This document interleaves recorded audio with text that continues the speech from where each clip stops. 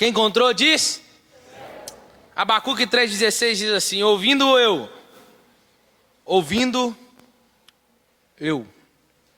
o meu ventre se comoveu, ou as minhas entranhas, e a sua voz fez tremer os meus lábios, entra a podridão dos meus ossos, e minhas pernas estremeceram. Contudo, esperarei pacientemente o dia da angústia, que virá contra o povo que nos invade. Ainda que a figueira não floresça, e nem haja fruto na vide, ainda que o produto da oliveira fale, e os campos não produzam mantimento, ainda que as ovelhas sejam exterminadas, e nos currais não haja mais gado. Todavia, portanto, porém, eu me alegrarei no Senhor, e exultarei no Deus da minha salvação. O Senhor é a minha força, que torna os meus pés como das corças, e me faz andar sobre lugares altos. Somente até aí. Pai, nos conceda graça, que o Teu Espírito nos ilumine a Tua palavra, abra o entendimento, Pai, do Teu povo, leve cativo, Pai querido, todo o pensamento que não provém de Ti. Pai, que a Tua palavra alcance os corações deles e atinja o propósito para esta noite, em nome de Jesus. Amém. Vamos lá, irmãos. Vou dar um contexto antes aqui, e o título da nossa mensagem é Ainda assim me alegrarei. Amém? Você está pronto para ouvir o que Deus tem para nós essa noite? O livro de Abacuque leva o nome do seu autor, e que provavelmente significa aquele que abraça. E porque no fim da profecia, esse nome se torna apropriado, pois o profeta ele se apega de uma forma tão linda a Deus, não obstante da sua confissão a respeito dos desígnios do Senhor para o seu povo. Independente, ele se apega a Deus. Abacuque, ele era um dos profetas que foram levantados no mesmo tempo como Daniel, Ezequiel e Sofonias, mas em cidades diferentes, profetizando no mesmo tempo, mas em lugares diferentes. Um detalhe importante para a gente entender todo o livro de Abacuque é que um rei egípcio chamado Neco esteve de passagens por Judá em 609 a.C.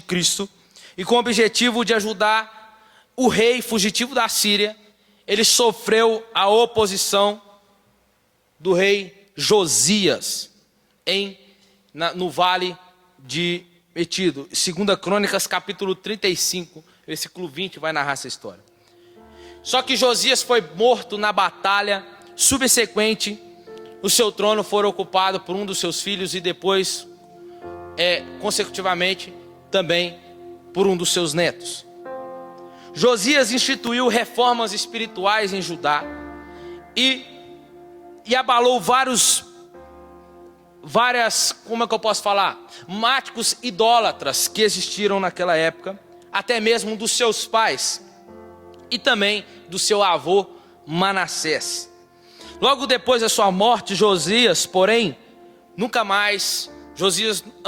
quando estava chegando perto da sua morte, nunca mais ele voltou por esses caminhos, os caminhos que ele poderia chamar de o caminho dos ímpios. E o fato que levou Abacuque, esse é o fato que Abacuque leva para ele, que ele vai entender e questionar o silêncio de Deus, que era uma aparente falta da intervenção punitiva de Deus, no qual os inimigos estavam para adentrar a cidade de Judá. Sendo Israel, Judá, um povo da aliança, ele perguntava para Deus, ele questionava a Deus. Sobre a iniquidade de Judá, no capítulo 1, ele diz: Deus, até quando? Até quando, Senhor, clamarei eu e o Senhor não vai me escutar? Até quando? Até quando? Até quando? E ele não ouve nada da parte de Deus.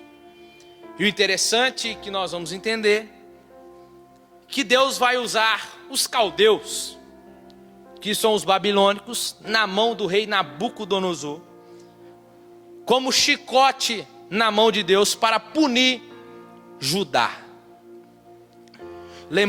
Só lembrando, né, porque a gente vai lembrar Judá, Israel, antes a gente pensava em Israel como um todo, mas depois de Salomão houve a divisão das tribos, né? 10 tribos ficam no reino do norte e Judá fica somente no reino do sul.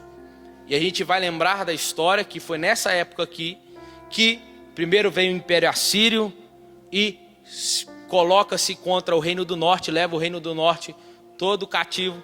Depois vem o Império Babilônico, que é um dos maiores impérios que já existiu, toma o Império Assírio, pega o reino do norte e ainda entra para dentro de Jerusalém, Judá, e toma todos ali. E acaba com o templo em Jerusalém, acaba com toda a cidade de Jerusalém. E é nessa levada que nós vamos lembrar que foi levado Daniel, Sadraque, Mesaque, Abednego, Ezequiel, que ficou do outro lado da cidade. É nesse contexto, e é nesse contexto que nós vamos lembrar depois que vai aparecer Neemias e Esdras reconstruindo as muralhas e o templo em Jerusalém. Olha que lindo. E mais para contextualizar, nós vamos lembrar dos Salmos de número 126, que vai retratar a volta do cativeiro, que eles vêm ali cantando, eles estavam como os que sonham, né? Dizendo, estamos como os que sonham.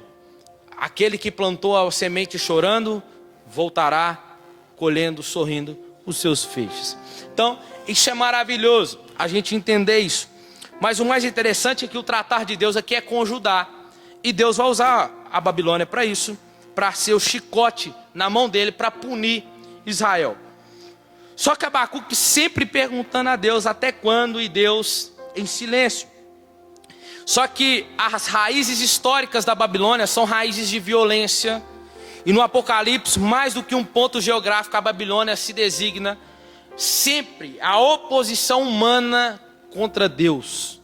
Sempre na Bíblia, quando você encontrar a Babilônia, pode ter certeza que se trata de uma oposição humana contra Deus. Existiu uma novela aí por um tempo atrás, né, chamado de A Babilônia, né? Que tudo que se dá o nome por Babilônia é tudo que se deriva contra Deus, que aponta contra Deus. Então a Babilônia destruiria muitos povos, a qual ela mesma edificou muitos templos, muitas casas, acima de muitos sangues inocentes.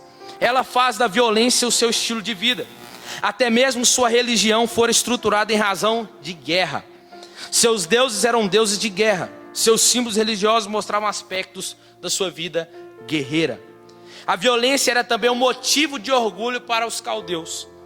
As cortinas estão abertas e Abacuque passa a ver a crise que ele estava passando, a crise que ele estava entrando.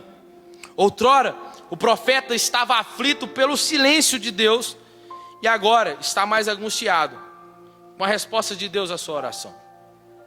O drama do profeta não era em si a disciplina de Deus, não era em si Deus disciplinar o seu povo, mas era um método que Deus estava usando para disciplinar o seu povo. É algo a pensar, Deus usar um inimigo para disciplinar o seu povo. É uma coisa interessante. Deus soberano, como nós pregamos no domingo passado, sobre a soberania de Deus, é eu e você também pensar que nada foge do controle das mãos de Deus. E a gente às vezes pensa, foi a China, foi isso, foi aquilo que trouxe essa doença para cá. Mas foi Deus que trouxe ela. E é Ele que vai sanar essa doença embora. Mas no sentido de quê? Porque Deus quer ensinar algo para o seu povo. E infelizmente, nós como igreja, não temos dado muito ouvido a Deus. Às vezes nós buscamos procurar dar a Deus nos momentos de angústia, nos momentos de tristeza, nos momentos mais tenebrosos da nossa vida. Nós queremos procurar Deus. Claro que Deus também levou aqueles que eram seus para morar com Ele, porque era o tempo, porque nenhuma vida também foge do controle da mão de Deus. E qualquer hora pode ser nós, que Deus pode nos recolher a qualquer momento para ir descansar com Ele na glória. Então, o interessante é que o profeta não conseguia harmonizar esse fato com a sua fé na justiça do governo de Deus sobre as nações na terra. Mas já no capítulo 2, vemos Deus falando a Abacuque o que aconteceria à Babilônia. Em primeiro lugar, o caráter santo de Deus exige a justa retribuição do mal. O drama do profeta Abacuque era conjugar o caráter santo de Deus com o prevalecimento do mal entre o seu povo e contra o seu povo. No entanto, agora Deus abre para ele as cortinas do futuro e mostra que o pecado não ficará impune. Olha o que Deus está dizendo. Que eu posso até estar usando eles para ensinar o meu povo, mas o pecado deles também não ficará impune diante de mim. Isso é chamado na Bíblia de soberania de Deus e responsabilidade humana. Como, ai daquele que era preciso, a Bíblia diz, era preciso que Cristo sofreria e padecesse nas mãos dos romanos, dos judeus, para que se cumprisse as escrituras. Mas ele diz, mas ai daquele. Mas ai daquele. Soberania de Deus e responsabilidade humana. Isso é difícil de entender? É. Mas é maravilhoso entender que mesmo Deus soberano, tudo concorre para o bem do propósito dele para se cumprir. Então o que nós vamos entender? Que Deus é santo e onipotente e o mal não pode prevalecer. E quem planta violência colherá os frutos malditos da sua louca semeadura. Em segundo lugar, o pecado pode até parecer vantajoso, mas ao fim ele traz destruição. A ímpia Babilônia alcançou algumas conquistas econômicas e políticas consideráveis.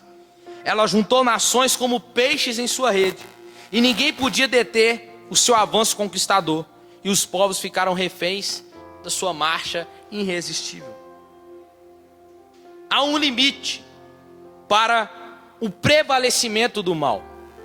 Quando o ímpio imagina estar no controle da situação e começa a dar glória a si próprio, então Deus o derruba das alturas e expõe a ele ao vexame, como nós já pregamos aqui o Salmo 73.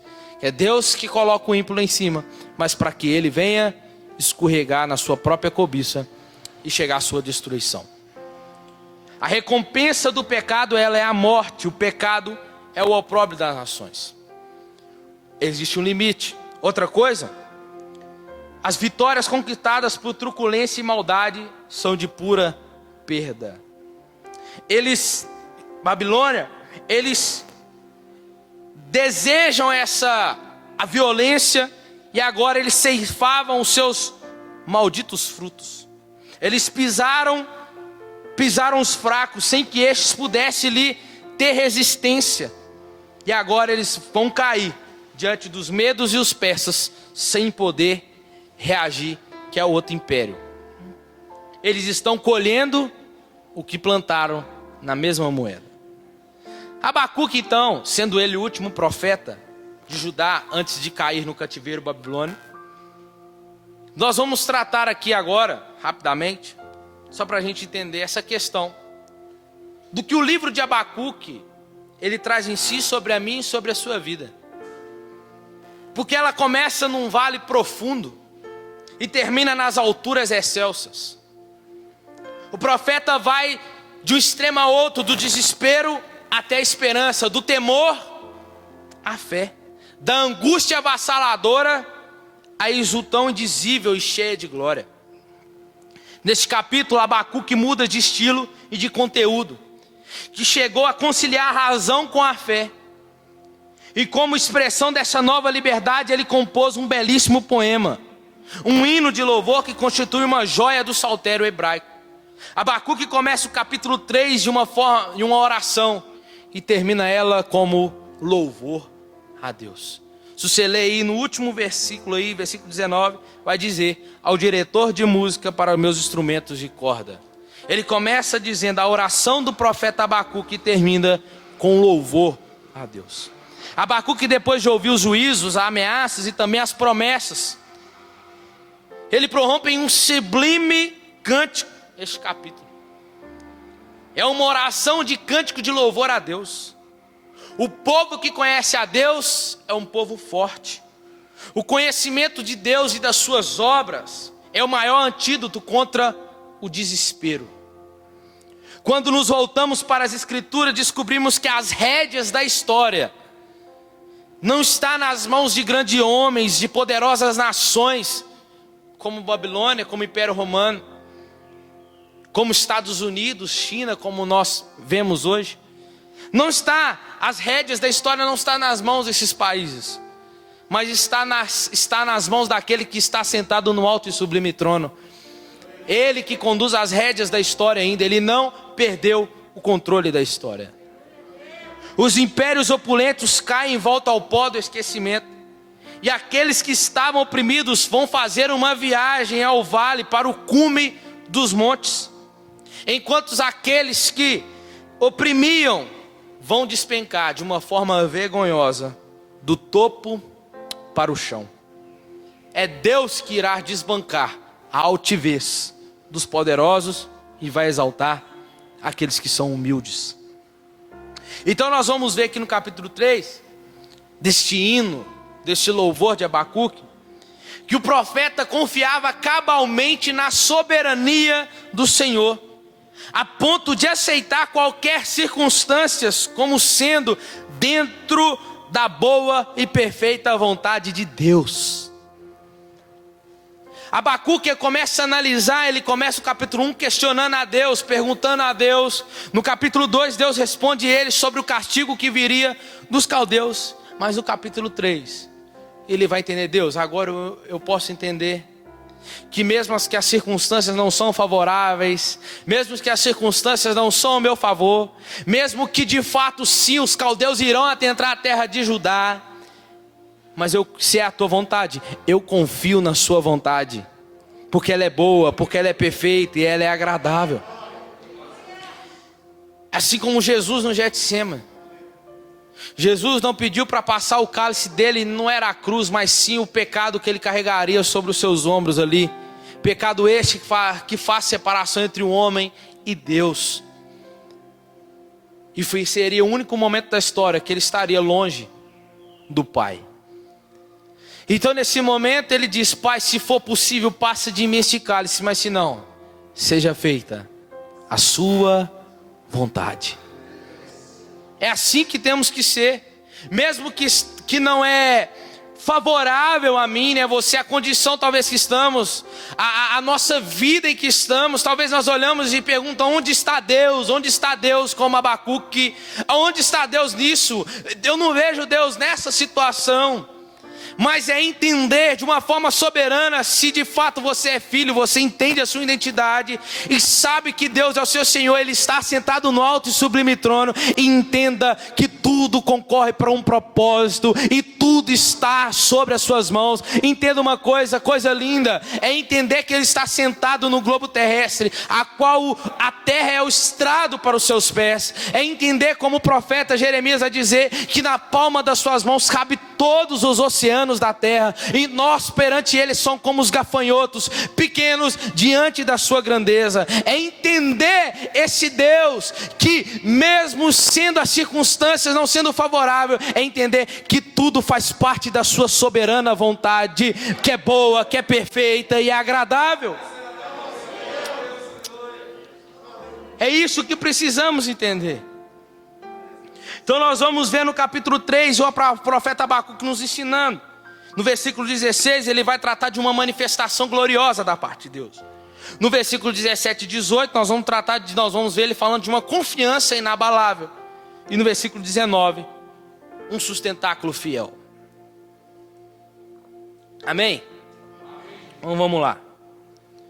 O final do livro então de Abacuque, onde ele é inspirado pelos atos de Deus para com Israel, ele se encontra num regozijo para encontrar com a invasão dos caldeus. Olha que interessante, ele estava feliz com a invasão dos caldeus.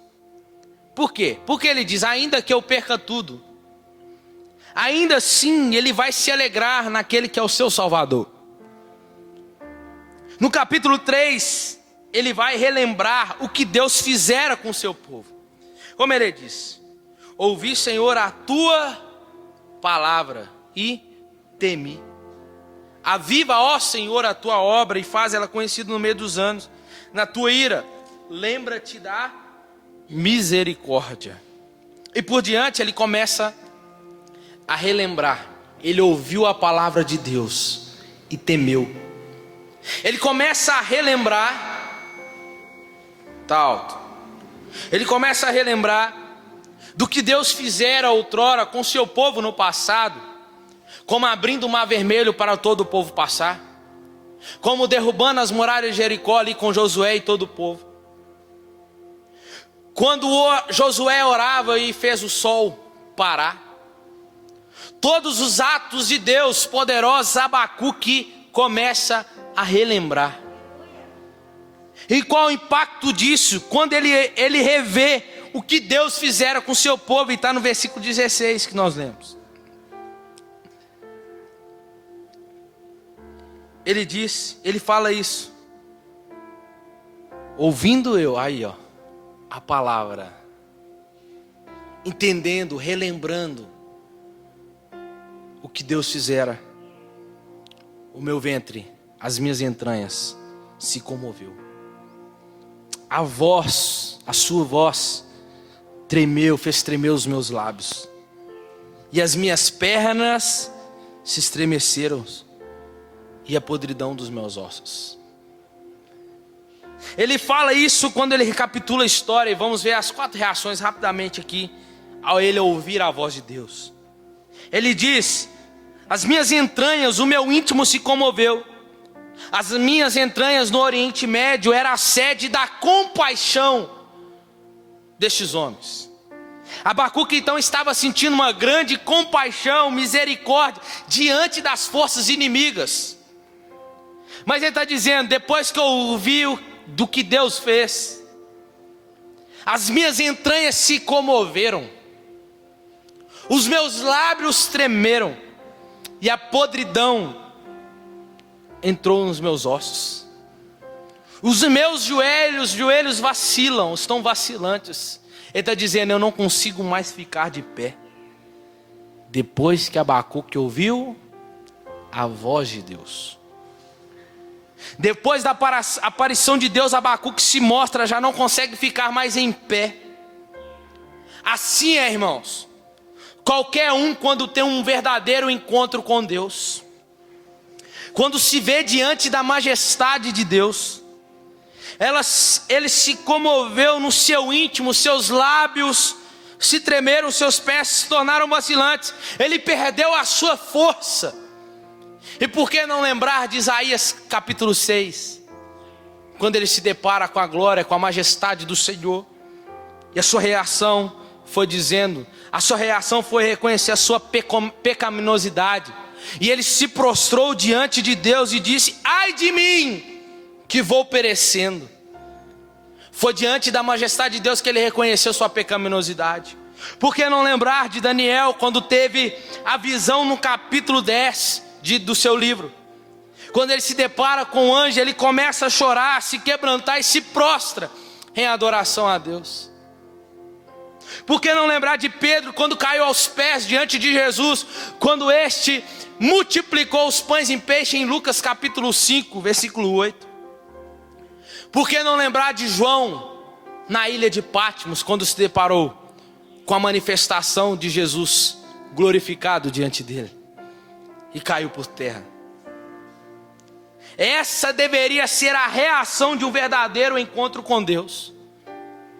Hoje em dia vemos muita gente falando que alega ter tido uma visão de Deus, ter tido experiências com Deus, mas não vemos o tremor e o temor de Deus.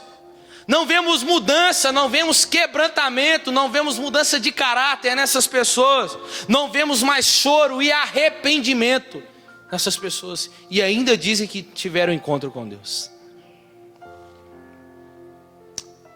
Abacuque está dizendo: as minhas entranhas, depois que eu ouvi a voz dele, Os meus pés vacilaram depois que eu encontrei com ele.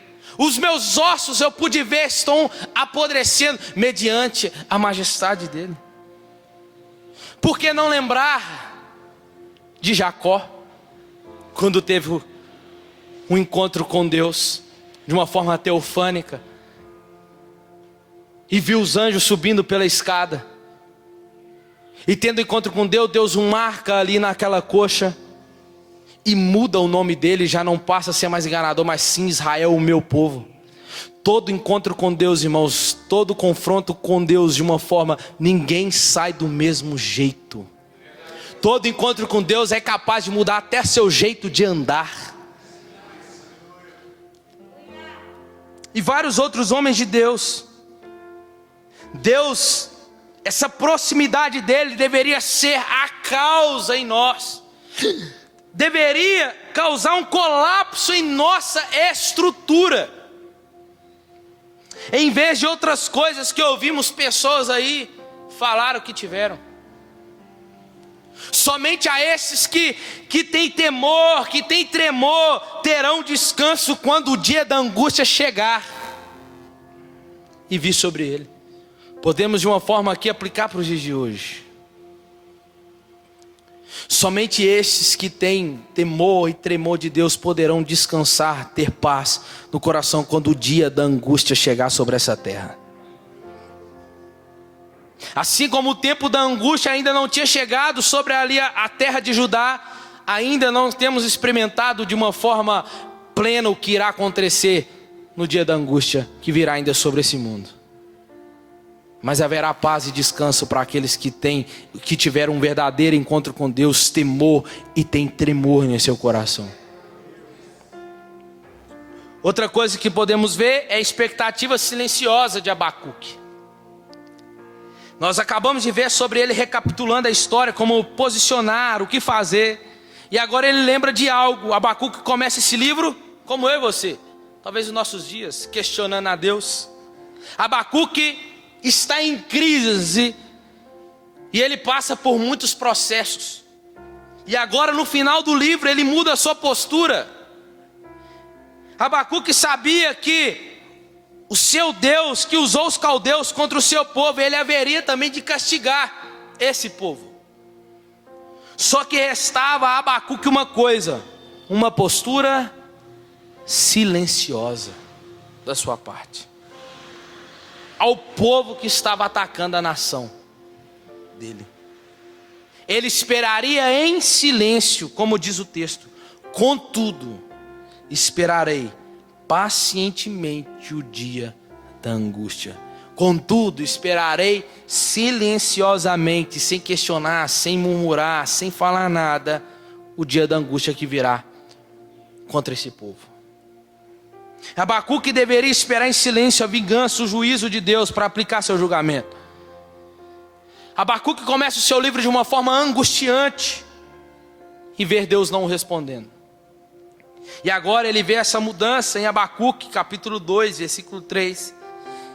Ele diz: porque a visão é ainda para o tempo determinado, e até o fim falará e não mentirá. Se tardar, espera-o, porque certamente virá e não tardará.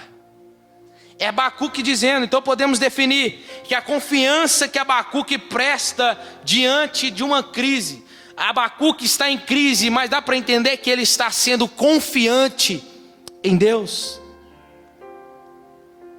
Abacuque está demonstrando confiança em Deus, mesmo ainda não vendo os caldeus adentrar as terras de Judá. Mas ele está dizendo: eu confio nele. Versículo 17 e 19. Ainda que a figueira não floresça e nem haja fruto na videira, ainda que o produto da oliveira falhe, os campos não produzam mantimento, ainda que as ovelhas sejam exterminadas e nos currais não haja gado. Depois da maior declaração de Abacuque no seu livro mais conhecido, que o justo viverá pela fé, usada pelo Martinho Lutero, essa declaração é uma das mais conhecidas do livro de Abacuque. E aqui o profeta declara a sua confiança em Deus mediante o maior império, que era a Babilônia. Só que o interessante é que Abacuque ele vai dar uma ideia do que vai acontecer nessa invasão. Versículo 17. São 6 ameaças que vão acontecer. Ele diz: ainda que a figueira não floresça, vai faltar figos. Ainda que falte o fruto na videira, vai faltar vinho para alegria.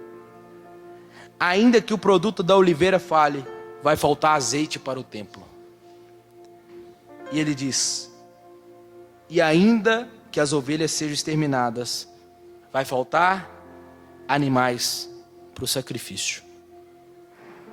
Abacuque, essas são as 3 ideias aqui, essas 3 árvores de Israel, são as 3 principais: a figueira, a oliveira e a videira. Eram a base para o alimento. A videira, vinho para a alegria. Oliveira, azeite para o templo, onde tinha que manter aceso o candelabro. E figueira, são figos para o alimento.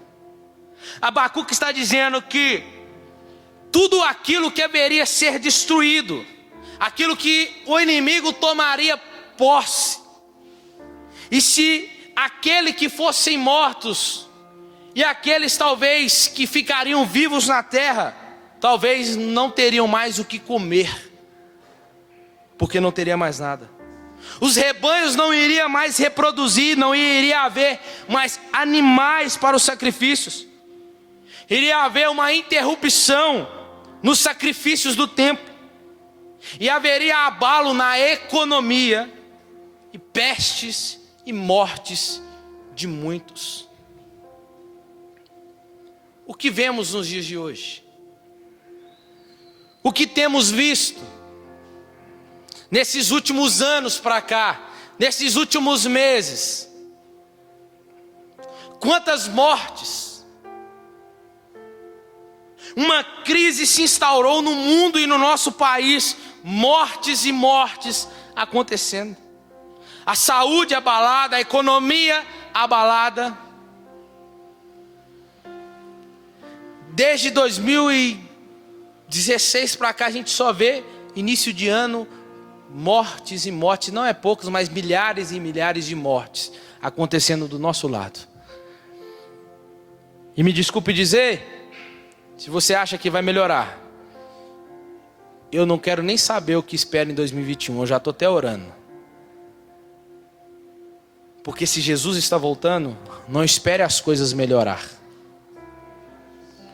Entenda que as coisas vão se apertar. Mas para aqueles que tiveram um verdadeiro encontro com Deus, que tem temor e tremor, esse dia não será um dia da angústia, mas será o dia mais glorioso esperado pela sua noiva. O interessante é que nessa época aqui, dos caldeus, eles não haviam chegado. Só que nós já estamos vivendo esses tempos de crise aqui. Só que Deus quer nos ensinar algo com isso. Com esses tempos de crise, com essa peste que está aí fora. Que Deus determinará o dia em que ela sairá daqui. Um dia você vai dormir, no outro você vai acordar e você vai ver nos jornais: não, acabou, já não existe mais nenhuma. Podem retirar as máscaras, tudo aí, pode ficar tranquilo. Deus, Ele pode fazer isso. Só que Deus, Ele quer nos ensinar algo com isso, que venhamos nos voltar, assim como Abacuque fez. Se não começar por todos que estão aqui, que comece por um aqui nessa noite, em nome de Jesus. Porque como a própria palavra de Deus diz, que se tiver um com espírito quebrantado e um coração reto, o Senhor não rejeitará. Que nós venhamos voltar, que Deus, Ele pode trazer esse avivamento sobre a nação, que é avivar, trazer à vida aquilo que está quase morrendo. Mas Abacuque disse uma coisa: ainda que a figueira E quando ele disse isso, não quer dizer que não tem a possibilidade aqui que poderia não acontecer. Esse ainda que está dizendo, apesar,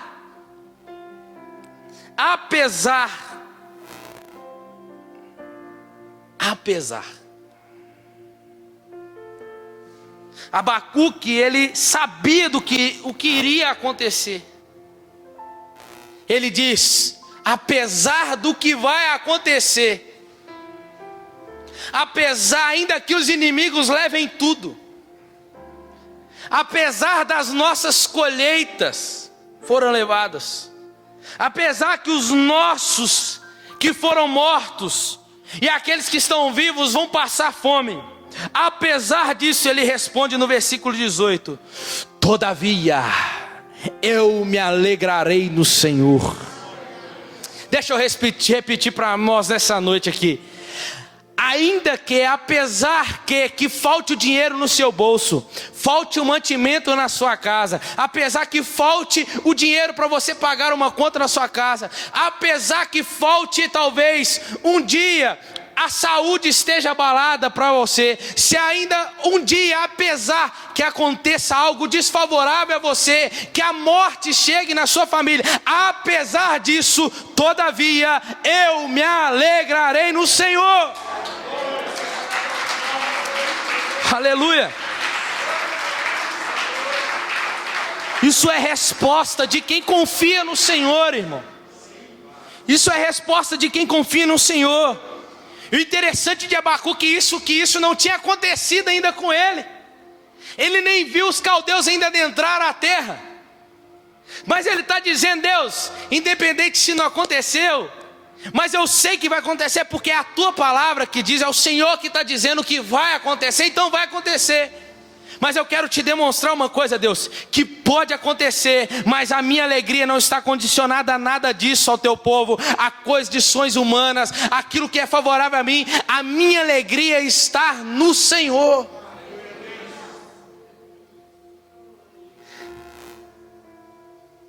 Ele confia com alegria. Abacuque não está esperando passar, Abacuque não está esperando chegar, vou esperar chegar, não, vou esperar passar, para me alegrar, para me dar graças a Ele. Não, Abacuque, antes que chegue o tempo, Abacuque já está com o coração confiante e alegre. Ei, irmão, eu não sei como vai vir 2021, mas o tempo para se estar, Senhor, eu não sei como 2021 vai chegar, mas o que eu sei é que meu coração já está confiante e alegre, porque independente de como ele vai chegar, a minha alegria está no Senhor.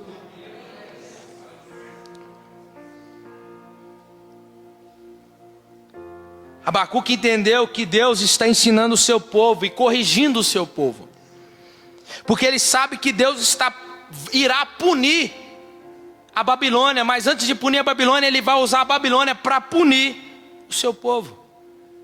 Só que Abacuque também sabe que Deus trará juízo contra eles.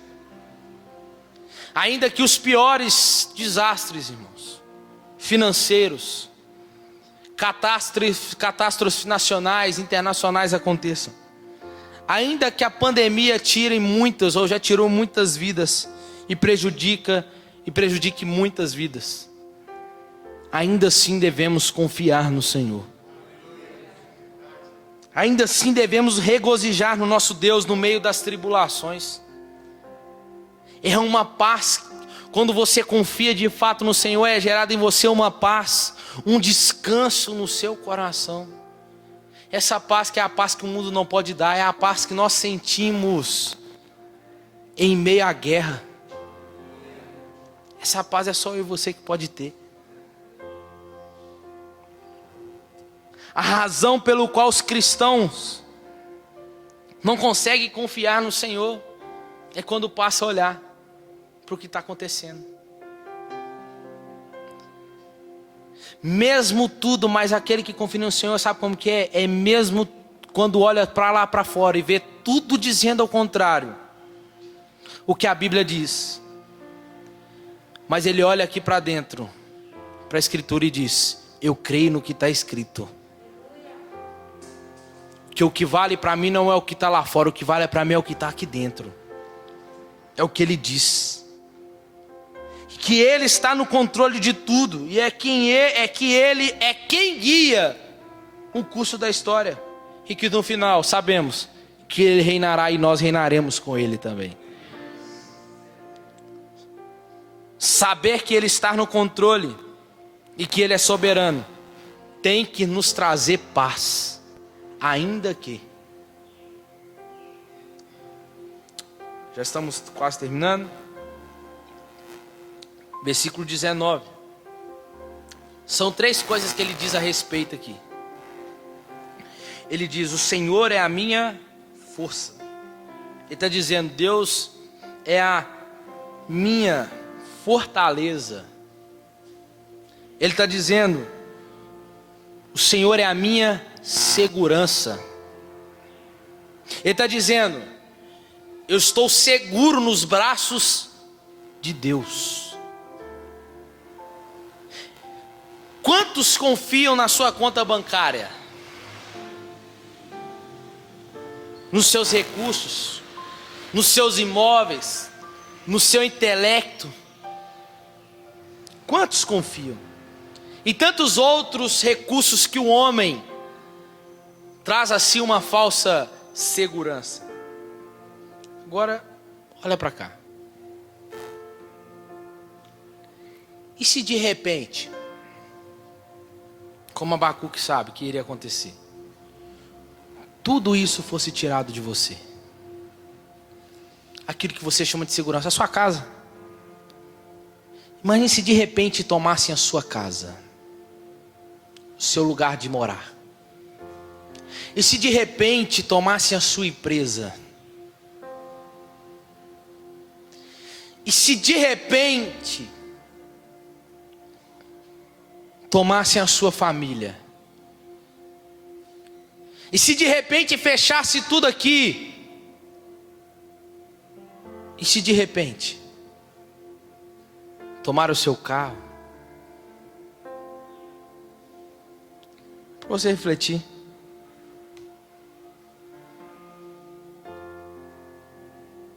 Se de repente acontecer isso, nós como cristãos não estamos inibidos de nada disso. Pode acontecer com cada um de nós. Mas o segredo é, ainda que,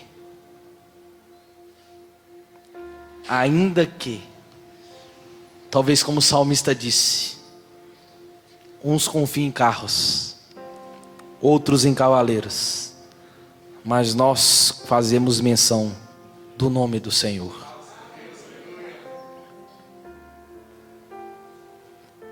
Isso aqui é para nós pensarmos, irmão, porque isso pode acontecer conosco a qualquer momento. A gente lembra de Jó, não lembra? Deus permitiu Satanás fazer o que fez. Não é porque nós somos cristãos que estamos inibidos, ou que isso não vai acontecer conosco. Nós corremos risco sim de acontecer conosco, de tomarem a nossa casa, de tomarem a nossa família, de tomarem a nossa empresa, o nosso emprego. Mas o segredo é aonde está o meu e o seu coração. Aonde está a motivação? O que faz você se alegrar?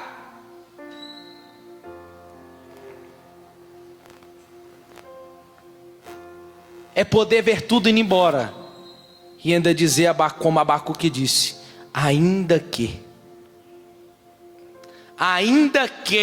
levem tudo, tirem tudo de mim, todavia a minha alegria está no Senhor.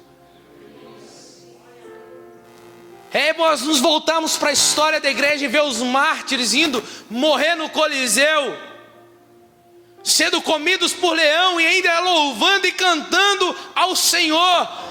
E nada poderia tirar o sorriso daqueles homens e mulheres de Deus. A minha palavra nessa noite é para você, meus irmãos, para nós essa noite, é que troque, tire o lugar onde você tem confiado, colocado a sua confiança, e coloque no Senhor, porque quando esse dia da angústia chegar, todavia, posso até passar, mas eu me alegrarei no Deus da minha salvação.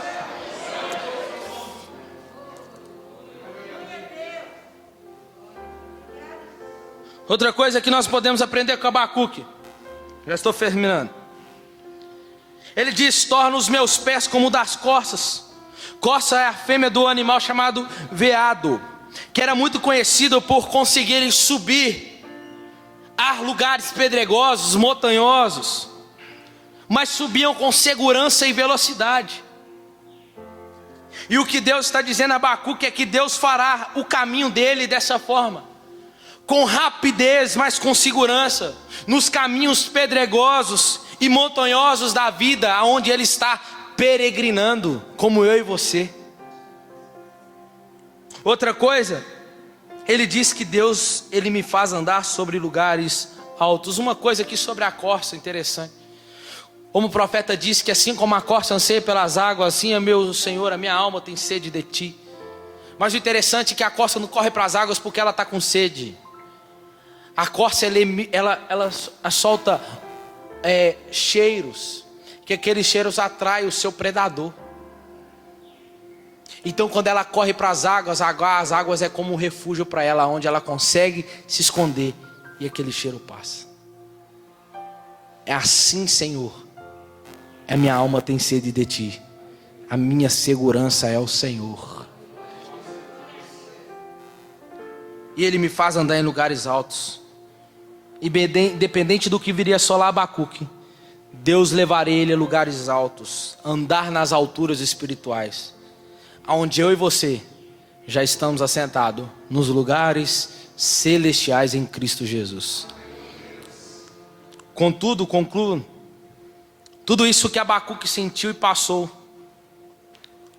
falou, sofreu, sabe o que acontece? Não sabemos se Abacuque viu ou não a entrada dos caldeus sobre a Babilônia, mas essa profecia do que Deus prometeu que iria acontecer, veio a se cumprir de 30 a 60 anos, e Abacuque morreu. Não sabe-se o certo se ele viu ou não, mas o que está em jogo aqui não é se ele viu ou não, é entender que as profecias, de acordo com a visão que Deus deu a ele, se cumpriram com exatidão.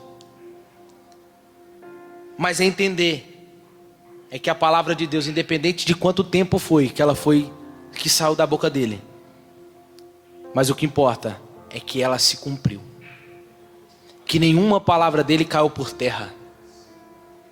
A palavra de Deus, ela não caiu. E a palavra final para nós nessa noite isso está lá em 2 Crônicas, vai falar sobre essa entrada dos caldeus sobre a terra de Judá. Mesmo que você seja o mais crente,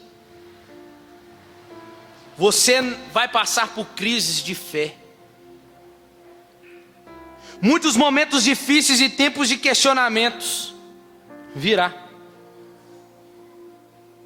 Mas como Abacuque, ele inicia o livro questionando, ele termina o livro com alegria, confiante no Senhor. E o pastor Márcio, ele diz uma frase assim, que é como termina, é que se conta. Sabe como que Abacuque venceu essa crise? Não foi olhando para ela. Abacuque venceu a crise olhando para a história do Deus que trabalhou no passado e continua trabalhando nos dias de hoje. É olhando para a história, do que o seu Deus já fez e o que Ele é capaz de fazer. Ele aprendeu com Deus punindo o Egito e as outras nações, e assim também faria com a Babilônia. A fé é assim, para se tornar ainda mais robusta, quando nós queremos entender o que Deus está fazendo. Você pode até estar com problemas de angústia. Fica de pé. Aí o segredo é confiar em Deus. Ainda que confie no Deus da sua salvação.